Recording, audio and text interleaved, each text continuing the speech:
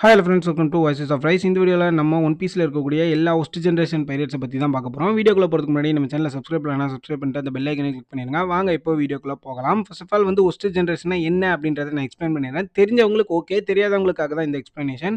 அதாவது வந்து ஒஸ்ட் ஜென்ரேஷன்ஸ்ன்றது ஒரு பைரேட் குரூப்பே வந்து அப்படி சொல்ல மாட்டாங்க. இது வந்து தனிப்பட்ட நபர்களை பொறுத்து தான். எப்படி இந்த கேட்டகரிக்குள்ளே வருவாங்க அப்படின்னா பைரேட்ஸ்லாம், அதாவது மெரின்ஃபோர்ட் வாருக்கு முன்னாடி யார் யாரெல்லாம் 100 மில்லியன் பெரிஸ் வச்சுட்டு நியூ வேர்ல்டுக்குள்ளே என்ட்ரி கொடுத்தாங்களோ அவங்கெல்லாம் தான் ஒஸ்ட் ஜென்ரேஷன். அதாவது ரூக்கி பைரேட்ஸ். இப்போதைக்கு 12 ரூக்கி பைரேட்ஸ் வந்து இருக்காங்க ஒஸ்ட் ஜென்ரேஷனில். அதில் வந்து என்ன அப்படின்னா எல்லாருமே வந்து 100 மில்லியன் பெரிஸ்க்கு மேலே வச்சுட்டு நியூ வேர்ல்டுக்குள்ளே என்ட்ரி கொடுத்தாங்க. ஸோ இப்போ வந்து ஒஸ்ட் ஜென்ரேஷன்னா என்ன அப்படின்றது உங்களுக்கு ஐடியா கிடச்சிடும். இப்போ வந்து நம்ம வீடியோ ஸ்டார்ட் பண்ணிடலாம். ஃபர்ஸ்ட் நம்ம பார்க்க போகிறது யாருன்னா மங்கி டி லூஃபி. அதாவது நம்ம எல்லாருக்குமே பிடிச்ச one of the character, straw hat பைரேட்ஸோட கேப்டன். டெவில் ஃப்ரூட்டோட பவர் அப்படின்னு பார்த்தோம்னா ஃபர்ஸ்ட் வந்து நமக்கு கம் கம் நோமின்னு சொல்லியிருப்பாங்க. பட் கியர் 5 அன்லாக் ஆனதுக்கப்புறம் ஹிட்டோ நோமின்ற மாதிரி சொல்லுவாங்க. அதாவது மாடல் வந்து நிக்கா மித்திக்கல் ஜோகான் டைப்பான ஒரு ஃப்ரூட்டு. பவர் எபிலிட்டின்னு பார்த்தீங்கன்னா ஃபர்ஸ்ட் வந்து ஸ்டார்டிங்கில் வந்து ஒரு நார்மலான ரப்பரா அவரோட உடம்ப வந்து அவரால் மேனிப்புலேட் பண்ணி ஃபைட் பண்ண முடியும். நிறைய ஃபைட்டிங் ஃபார்ம்ஸ் இருக்கும். இந்த மாதிரி கம் ஸ்டாம்ப்பு, பிஸ்டலு, ராக்கெட் இந்த மாதிரி போயிட்டே இருக்கும். அண்ட் கியர் 5 அன்லாக் ஆனதுக்கு அப்புறம் அதுல என்ன எபிலிட்டி, அதாவது அவேக்கன் ஆனதுக்கு அப்புறம் அவரை சுத்தி இருக்கிற எல்லாத்தையுமே ஒரு கார்ட்டூனிஷா அவரால் மேனிப்புலேட் பண்ணி சேஞ்ச் பண்ண முடியும். அண்ட் வந்து என்னன்னா அவரால் இமேஜினேஷன் பண்றதெல்லாம் அவரால் யூஸ் பண்ண முடியும். அதுதான் வந்து அவரோட அந்த டெவில் ஃப்ரூட்டோட பவர். ஹாக்கின்னு எடுத்துக்கிட்டோம்னா 3 டைப் ஆஃப் ஹாக்கியுமே வந்து அவர் வந்து மாஸ்டர் பண்ணியிருக்காரு. Observation hockey, ornament hockey and advance conqueror hockey வரைக்குமே அவர் வந்து மாஸ்டர் பண்ணியிருக்காரு. அவர் பண்ண ஃபைட்லேயே பெஸ்ட் ஃபைட் எனக்கு பிடிச்சது என்னன்னா லூஃபி விசஸ் கைடோ. அதுதான் வந்து ஏன்னா வந்து கியர் 5 அப்போ தான் வந்து அன்லாக் ஆச்சு. அண்ட் ஃபைட்டே வந்து ஒரு ரேஜான ஃபைட்டாக இருக்கும். நம்ம புது டைப்பான ஃபைட்டிங்ஸ் டெக்னிக்ஸ்லாம் பார்த்துட்டு இருந்தோம். ஸோ கைடோ ஃபைட்டை தவிர்த்திட்டு எனக்கு பிடிச்ச ஃபைட் என்ன லூஃபி போட்டதில் அப்படின்னு கேட்டிங்கன்னா டோஃப்ளமிங்கோ கூட போட்டது, கட்டாக்குரி கூட போட்டது அண்ட் ராப்லுச்சி கூட போட்டது. உங்களுக்கு எந்த ஃபைட் பிடிக்குன்றத கமெண்ட்ல வந்து கமெண்ட் பண்ணுங்க. அண்ட் இப்போ லூஃபியோட கரண்ட் பவுண்டி என்ன அப்படின்னா 3 பில்லியன் பெரிஸு. அண்ட் லூஃபியோட கோல் அச்சீவ்மெண்ட்லாம் என்ன ஆகணும்னா பைரேட் கிங் ஆகணும். ஆப்வியஸ்லி உங்க எல்லாருக்குமே தெரியும். ஸோ லூஃபியுமே one of the worst generation தான். ரெண்டாவது நம்ம பார்க்க போறது யாருன்னா நம்ம எல்லாருக்குமே தெரியும், ரொரோனா ஜோரோ, நம்ம ஸ்டார்ட் பைரேட்ஸோட வைஸ் கேப்டன். டெவில் ஃப்ரூட் பவர்லாம் எதுவுமே கிடையாது நம்ம தலைவனுக்கு. ஹாக்கி மட்டும்தான். ஆர்னமெண்ட் ஹாக்கி யூஸ் பண்ணுவாப்ல, அப்சர்வேஷன் ஹாக்கி யூஸ் பண்ணுவாப்ல, அட்வான்ஸ் கான்கரர் ஹாக்கியும் யூஸ் பண்ணுவாப்ல. அண்ட் ஜோரோக்கு வந்து ரொம்ப பவர்ஃபுல்லானதே அவரோட ஸ்வாட் ஸ்டைல் தான் நான் நினைக்கிறேன். 1 ஸ்வாட் ஸ்டைலு, 2 ஸ்வாட் ஸ்டைலு, சொன்டோரியோ, ஒனிகிரி அப்படின்னு ஸ்வாட் ஸ்டைல் போயிட்டே இருக்கும். தலைவன் வேற லெவலில் இருப்பான். எனக்கு ஜோரோ கிட்ட பிடிச்சது வந்து என்னன்னா அந்த ஃபைட்டு.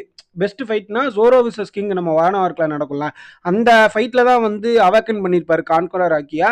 அந்த ஃபைட் எனக்கு ரொம்பவே பிடிக்கும். அதை தவிர்த்திட்டு எனக்கு பிடிச்ச ஃபைட்னா நம்ம ட்ரெஸ்ரோஸ் ஆர்க்கில் ஜோரோ விசஸ் பிக்கா, அப்புறம் வந்து நம்ம த்ரில்லர் பார்க்கில் வந்து ஜோரோ விசஸ் ரியூமா. இந்த ஃபைட் எனக்கு ரொம்பவே பிடிக்கும். So Zoro one of the worst generation தான். கரண்ட் பவுண்டி நம்ம ஜோரோக்கு என்ன அப்படின்னா 1.1 பில்லியன் பெரிஸ் வந்து நம்ம ஜோரோக்கு வந்து பவுண்டி.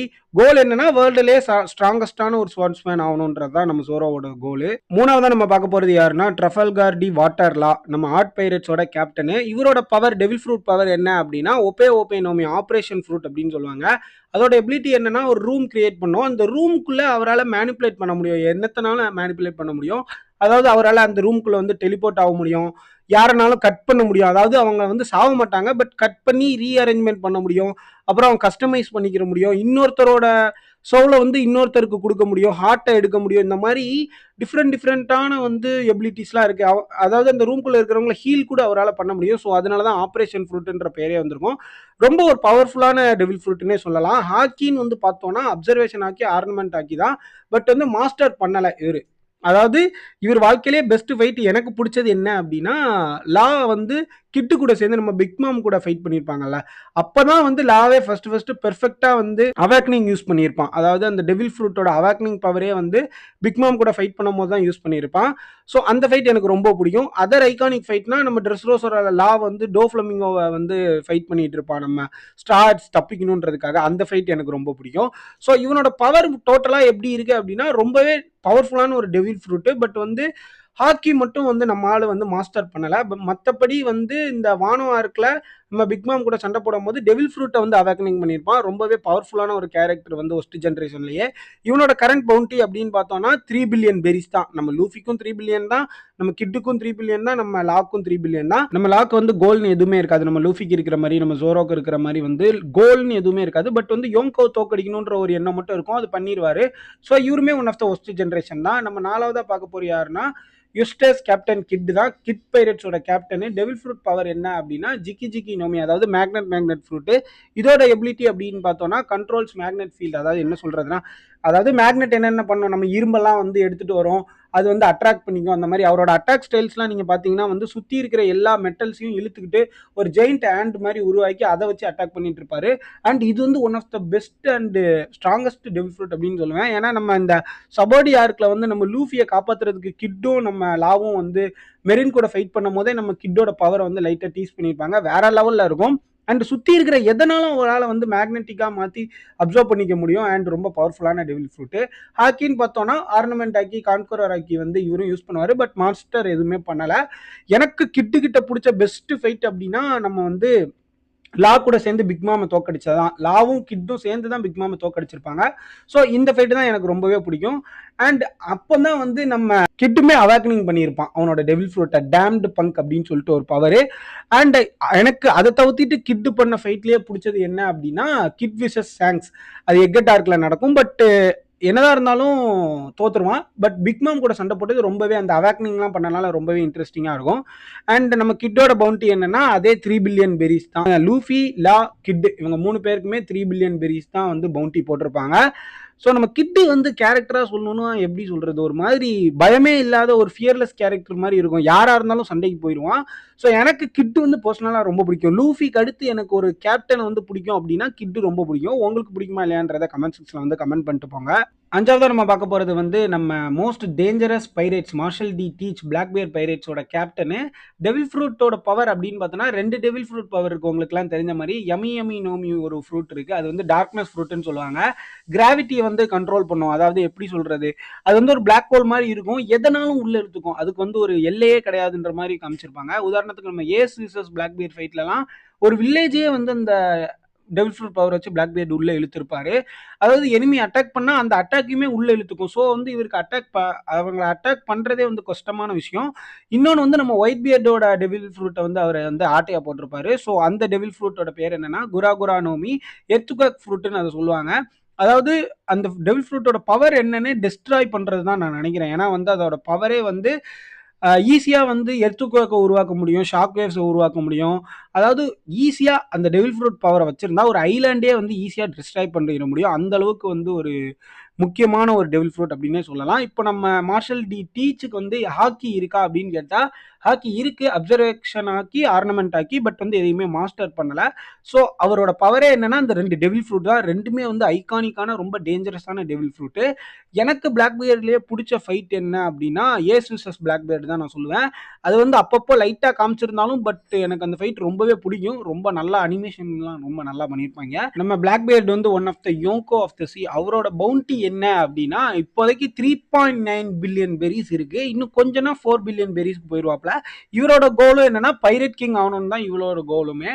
ஸோ வந்து இவர் வந்து ரொம்ப டேஞ்சரஸான ஒரு ஒஸ்ட் ஜென்ரேஷன் அப்படின்றது நம்ம எல்லாருக்குமே தெரியும். 6வதா நம்ம பார்க்க போகிறது யாருன்னா ஜொல்லரி புன்னி, அதாவது பொன்னி பைரட்ஸோட கேப்டனு. டெவில் ஃப்ரூட் பவர்னா டொஷி நோமி ஏஜ் ஃப்ரூட்டு. அந்த டெவில் ஃப்ரூட்டோட பவர் என்னன்னா அவங்க தொடுற யாராக இருந்தாலுமே அவங்க நினச்சா வந்து வயசானவங்களா ஒரு செகண்டில் மாற்றிட முடியும், இல்லைனா இந்த சின்ன பிள்ளையாக மாற்றிட முடியும். இதுதான் அந்த டெவில் ஃப்ரூட்டோட பவரு.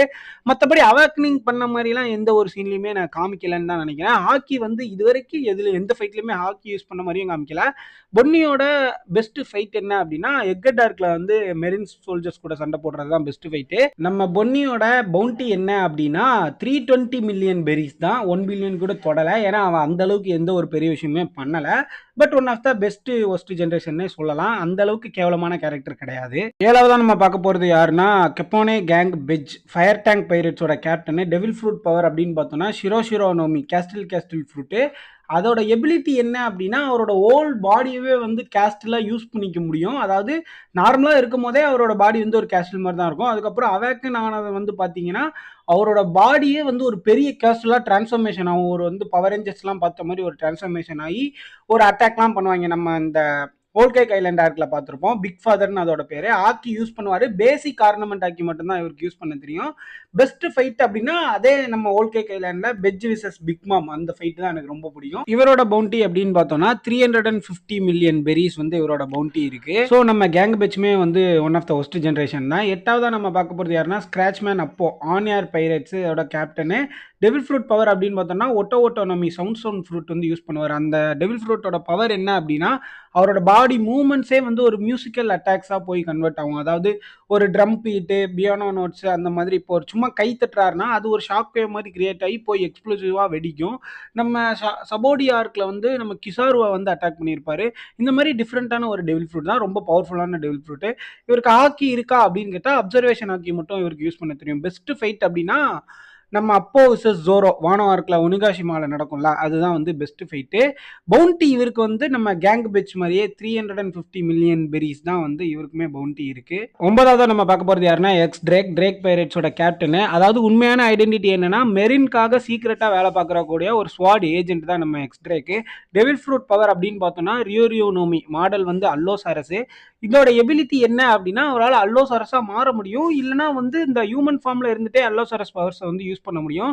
இது வந்து ஒரு ஏன்ஷியன் டைப்பான ஒரு டைனோசர் டெவில் ஃப்ரூட்டு. அதாவது இதோட மற்றபடி ஸ்பெஷல் பவர் அந்த மாதிரிலாம் எதுவுமே இல்லை. டைனோசர் பண்ணக்கூடியதெல்லாம் இவரும் பண்ணுவார். ஹாக்கி பற்றி பார்த்தோன்னா ஆர்னமெண்ட் ஹாக்கி வந்து இவருக்கு தெரியும். இவர் பண்ணதுலேயே பெஸ்ட் ஃபைட் அப்படின்னா எனக்கு பிடிச்சது என்னென்னா இந்த ஒனிகாஷிமாவில் அப்போ கூட சண்டை போடுவார். அந்த ஃபைட் எனக்கு ரொம்ப பிடிக்கும். அதுவுமே வந்து மெரின் வந்து அண்டர் கிரவராக இந்த மிஷனை முடிக்க சொல்லியிருப்பாங்க. அதனால தான் இவர் வந்து ஃபைட் பண்ணியிருப்பார். ஸோ வந்து இவரோட பவுண்டி எவ்வளோ அப்படின்னா 222 மில்லியன் பெரிஸ். அதுவுமே ஃபேக் பவுண்டி தான். மற்றவங்களை வந்து நம்ப வைக்கிறதுக்காக இவனும் ஒரு பைரட்ஸ் தான் மெரின் கூட சம்மந்தம் இல்லைன்றதை நம்ப வைக்கிறதுக்காக இப்படி ஒரு ஃபேக் பவுண்டி வந்து கொடுத்துருப்பாங்க. ஒன் ஆஃப் த பெஸ்ட் கேரக்டர்னே சொல்லலாம். 10வது நம்ம பார்க்க போகிறது யாருன்னா பெசில் ஹாக்கின்ஸ் பைரட்ஸோட கேப்டனு. டெவில் ஃப்ரூட்டுன்னு பார்த்தீங்கன்னா வரானோமி ஸ்ட்ரா ஃப்ரூட் தான் அவனோட வந்து பவர். எபிலிட்டி அந்த ஸ்ட்ரா ஃப்ரூட்டுக்கு என்னன்னா இப்போ ஒரு டால் வந்து கிரியேட் பண்ணுவான். ஸ்ட்ரா டால்ஸ் வந்து கிரியேட் பண்ணிட்டு அவன் கூட இருக்கவங்களோட லைஃப் அதில் வந்து லிங்க் பண்ணி வச்சிருப்பான். அப்போ யாராச்சும் ஒருத்தங்க வந்து ஹாக்கின்ஸை அட்டாக் பண்ணும் போது ஹாக்கின்ஸுக்கு ஒன்றுமே ஆகாது. யாரோட லைஃப் அந்த டால்ஸ் கூட கனெக்ட் பண்ணி வச்சிருக்கானோ அவங்களுக்கு தான் பாதிப்பு ஏற்படும். ஸோ இந்த மாதிரி ஒரு பவர் இருக்கும். அப்புறம் வந்து அவன் சீட்டு கட்டில் அடிக்கடி பார்த்துட்டு இருப்பான்ல ஒரு கார்ட்ஸ் யூஸ் பண்ணுவான். அதில் வந்து ஸ்ட்ராமேன் கார்ட்ஸ்னு ஒன்று இருக்கும். அதை யூஸ் பண்ணி வந்து அவனால் மான்ஸ்டர்ஸை கூட சமன் பண்ண முடியும். அதாவது ஸ்ட்ரா மான்ஸ்டர்ஸை வந்து சமன் பண்ண முடியும். உதாரணத்துக்கு வானோ ஆர்க்கில் நம்ம லூஃபியும் ஜோரோவையும் அட்டாக் பண்ணுறதுக்கு யூஸ் பண்ணியிருப்பான். அந்த மாதிரி ஹாக்கின்ஸ்ட எனக்கு பிடிச்ச ஃபைட் என்ன அப்படின்னா நம்ம லா கூடயும் கில்லர் கூடயும் வானோ ஆர்க்கில் ஃபைட் பண்ணியிருப்பான். அது எனக்கு ரொம்பவே பிடிக்கும். அண்ட் பவுண்டி நம்ம ஹாக்கின்ஸுக்கு எவ்வளோ அப்படின்னா 320 மில்லியன் பெரிஸ் தான் நம்ம ஹாக்கின்ஸ்க்கு வந்து பவுண்டி இருக்கு. இவனுமே one of the worst generation தான். 11வது நம்ம பார்க்க போகிறது வந்து உரோக் நம்ம ஃபாலன் மாங் பைரட்ஸோட கேப்டனு. டெவில் ஃப்ரூட்டுக்கு வந்து பேரே இல்லை. பட் அந்த டெவில் ஃப்ரூட்டோட எபிலிட்டி என்ன அப்படின்னா அவன் எவ்வளோக்கு எவ்வளோ அடி வாங்குறானோ அந்த அடிக்கு ஏற்றாப்புல அவனோட பவர் வந்து இன்க்ரீஸ் ஆகிட்டே இருக்கும். மசில் மாஸ் ஸ்ட்ரென்த் எல்லாமே இன்க்ரீஸ் ஆகிட்டே இருக்கும். அதுதான் அவனோட டெவில் ஃப்ரூட்டோட பவர். ஹாக்கி அப்படின்னு பார்த்தோன்னா ஆர்னமெண்ட் ஹாக்கி யூஸ் பண்ணுவான். பெஸ்ட் ஃபைட் அப்படின்னா நம்ம பிக்மேம் பைரட்ஸ் அந்த கமாண்டர் ஸ்நாக்னு ஒருத்தர் இருப்பான். அவனை வந்து ஈஸியாகவே அடிச்சு போட்டிருப்பான். ஸோ அதுதான் வந்து அவன் இந்த மேட்மாங்கோட பெஸ்ட் ஃபைட்டு. ஓகேவா? இப்போ பவுண்டி எவ்வளோ அப்படின்னு பார்த்தீங்கன்னா 108 மில்லியன் பெரிஸ் வந்து அவனுக்கு பவுண்டி இருக்குது நம்ம உரோவுக்கு. ஸோ இவனுமே ஒரு ஒஸ்ட் ஜென்ரேஷன் தான். 12வது நம்ம பார்க்க போகிறது யாருன்னா கிட் பைரட்ஸோட வைஸ் கேப்டன் அப்படின்னே சொல்லலாம். டெவில் ஃப்ரூட் பவர்னா இவன் வந்து ஒரிஜினல் டெவில் ஃப்ரூட்டை சாப்பிடவே இல்லை. ஸ்மைல் ஃப்ரூட்டை தான் சாப்பிட்ருக்கான். அதுவும் டிஃபெக்டிவான ஸ்மைல் ஃப்ரூட்டை தான் சாப்பிட்ருப்பான். ஸோ அதனால் அவனுக்கு எந்த ஒரு பவருமே கிடச்சிருக்காது. அதனால சைட் எஃபெக்ட் என்ன இருக்குன்னா அவன் வந்து எமோஷனலை வந்து இழந்திருப்பான். எப்போவுமே சிரிச்சுக்கிட்டே இருக்கிற மாதிரி இருப்பான். அதனால தான் அந்த மாஸ்க் மாதிரி ஒன்று போட்டிருப்பான். ஸோ வந்து இவனுக்கு பவர் அப்படின்னா இவனோட ஃபிசிக்கல் ஸ்ட்ரென்த் அண்ட் அவனோட அந்த ஸ்கில் தான். அந்த 2 ரொட்டேட்டிங் பிளேட்ஸை யூஸ் பண்ணி ஃபைட் பண்ணுவான்ல அதுதான் இவனோட வந்து ஒரு பவர் அப்படின்னே சொல்லலாம். ஃபிசிக்கலாக எந்த ஒரு சூப்பர் நேச்சுரல் பவருமே இல்லாமல் ஃபைட் பண்ணுறது தான் நம்ம கில்லரோட ஒரு கேரக்டர். எனக்கு பர்சனலாக கில்லர் கேரக்டர் ரொம்பவே பிடிக்கும். உங்களுக்கு பிடிக்குமா இல்லையான்றதை கமெண்ட் செக்ஷனில் வந்து கமெண்ட் பண்ணுங்க. அண்ட் ஹாக்கி யூஸ் பண்ணுவானா அப்படின்னு கேட்டால் யூஸ் பண்ணுவான். ஆர்னமெண்ட் ஹாக்கி நம்ம கில்லர் பண்ணதுலேயே பெஸ்ட் ஃபைட் எனக்கு பிடிச்சது அப்படின்னா கில்லர் விசஸ் ஹாக்கின்ஸ் நம்ம வானோ ஆர்க்கில் நடக்கும்ல அதுவும் நம்ம ஜோரோ கூட ஃபைட் பண்ணுறதும் எனக்கு ரொம்ப பிடிக்கும். நம்ம கில்லரோட பவுண்டி எவ்வளோ அப்படின்னு கேட்டிங்கன்னா 200 மில்லியன். ஸோ வந்து ஒரு லாயலான ஒரு பைரட் எனக்கு இவனை வந்து ரொம்ப பிடிக்கும். சரி ஓகே ஃப்ரெண்ட்ஸ், இந்த வீடியோவில் நான் வந்து 12 ஒஸ்ட் ஜென்ரேஷன்ஸ் யாரெல்லாம் அவங்களோட எபிலிட்டி என்ன அவங்க என்னென்ன பண்ணியிருக்காங்க அவங்க பவுண்டி என்னன்றதை ஃபுல்லாக எக்ஸ்பிளைன் பண்ணியிருந்தேன். இந்த வீடியோ உங்களுக்கு பிடிச்சிருந்தா மறக்காம நம்ம சேனலை சப்ஸ்கிரைப் பண்ணிட்டு அந்த பெல் ஐக்கனை கிளிக் பண்ணிடுங்க. இதே மாதிரி இன்னொரு நல்ல வீடியோவில் உங்களை வந்து சந்திக்கிறேன். Until the next video, good bye.